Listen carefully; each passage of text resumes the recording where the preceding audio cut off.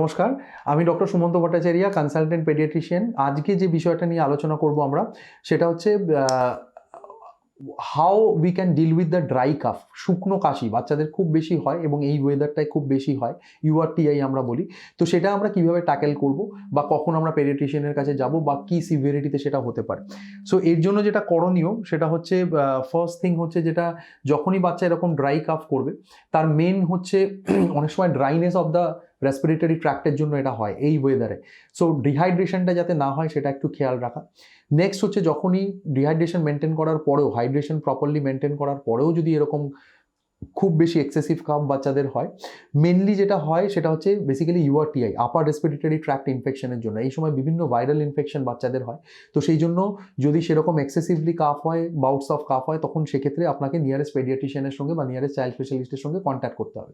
বিভিন্ন ভাইরাল ইনফেকশনের মধ্যে যেমন দুটো নিয়ে আমরা খুব বেশি ভাবি, যেটাতে খুব ড্রাই কাফ হতে পারে, বার্কিং কাফ ইনফ্যাক্ট আমরা বলি। দু তিনটে জিনিস, তার মধ্যে যেমন একটা ইনফেকশন হয় ভাইরাল ক্রুপ বলে একটা ইনফেকশন হয়। হ্যাঁ, তো এটা বেসিক্যালি প্যারা ইনফ্লুয়েঞ্জা ভাইরাস দিয়ে হয়। তো এইটা একটা খুব ইম্পর্টেন্ট, যেটা নিয়ে খুব বেশি সিভিয়ার একটা বার্কিং কাফ, ড্রাই কাফ বাচ্চাদের হয়।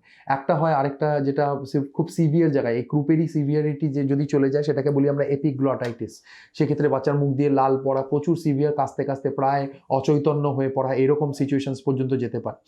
থার্ড, যেটা আরেকটা খুব ইম্পর্টেন্ট, ভ্যাকসিনেশন খুব ইম্পর্টেন্ট, কারণ পার্টুসিস বলে একটা ইনফেকশন হয়, যেটাতে কিন্তু এরকম সিভিয়ার একটা হুপিং কাফ যেটা আমরা বলি, সেটাতেও কিন্তু এরকম সিভিয়ার একটা ড্রাই কাফ হতে পারে। নেক্সট হচ্ছে, যেটা normal viral infection, flu virus বা এগুলো দিয়ে যেগুলো হয়, গলাটা একটু লাল হয়ে যাওয়া, সিমটমসের মধ্যে যেগুলো হয়, গলাটা লাল হয়ে যাওয়া, খেতে গেলে গলায় ব্যথা করা এবং কন্টিনিউয়াস কাফ হওয়া। সেক্ষেত্রে অনেক সময় নিয়ারেস্ট পেডিয়াট্রিশিয়ানকে দেখালে দেখবেন টর্চ দিয়ে দেখলেই সেটা বোঝা যায় যে টনসিলার পিলার্স কিরকম আছে। অনেক সময় টনসিলাইটিস, হ্যাঁ, বা টনসিলের ইনফেকশন, পিলারের ইনফেকশন, তার থেকেও অনেক সময় ড্রাই কাফ হতে পারে। সো এইগুলো হচ্ছে, this are the cause of that. এবার যেহেতু most of the things are viral, hydration maintain করাটা খুব ইম্পর্টেন্ট। তার সঙ্গে কিছু অ্যান্টিটাসিভস, যেগুলো কাশি কমানোর জন্য মেডিসিনস আছে, সেগুলো অনেক সময় প্রেসক্রাইব করেন যারা নিয়ারেস্ট পেডিয়াট্রিশিয়ান আছে, আমরা যারা আছি, সেগুলো করা দরকার। এবং যদি তাতেও না কমে, তখন ডেফিনেটলি ইনভেস্টিগেশন, থ্রোট থেকে অনেক সময় আমরা একটা সোয়াব নিয়ে আমরা টেস্ট করতে পাঠাই যে কি ভাইরাস বা কি ব্যাকটেরিয়া গ্রো করেছে, সেইটা দেখে সেই according we have to treat that. এটা হলো এক নম্বর। আরেকটা যেটা এই প্রসঙ্গে বলার, আরেকটা যেটা টার্ম হয়, that is called habitual cough. অনেক সময় বাচ্চারা সাইকোলজিক্যালিও কিছু সময় কিছু অ্যাট্রাকশন করার জন্য, হ্যাঁ, ধরুন মা বাবার যে সময়টা আছে, টাইম অ্যাট্রাকশন করার জন্য, বা তার দিকে ধ্যান দেওয়া হচ্ছে না, সেই জায়গাটাকে অ্যাট্রাক্ট করার জন্য অনেক সময় বাচ্চারা কিন্তু এটা করে। সেটাকে আমরা বলি habitual calf, the functional calf. দেখবেন অনেক সময় সেই কাফটাই প্যাথোলজিক্যাল আমরা বলি, যেই কাফটা জেগে থাকাকালীন হচ্ছে।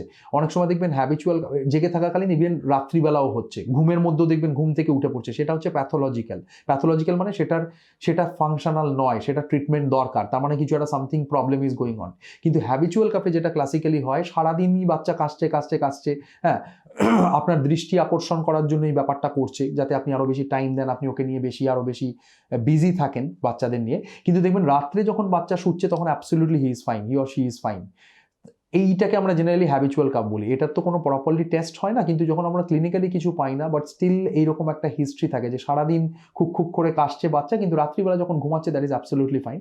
So that is called functional cough বা হ্যাবিচুয়াল কাফ। সেটা যদি হয়, সেটা জেনারেলি কোনো ট্রিটমেন্ট দরকার হয় না, কাউন্সিলিং সেশনস অনেক সময় করতে হয় বাচ্চাদের, যদি খুব সিভিয়ার জায়গায় যায়। আদারওয়াইজ নর্মালি সময়ের সঙ্গে সঙ্গে সেটা চলে যায়। তো এই হলো আপাতত ড্রাই কাফ নিয়ে কিছু কথা বলা। আশা করি এই ভিডিওটা আপনাদের অনেকটা হেল্প করবে for the treatment of the dry calf, যেটা এই ওয়েদারের জন্য খুবই উপযোগী আপনাদের হবে আশা করি। So thank you so much for watching this video. এবং আপনারা কোনো কোয়ারিজ থাকলে আমাকে ডিরেক্টলি ফোন করতে পারেন, আমার ফেসবুক পেজে জানাতে পারেন। So thank you so much.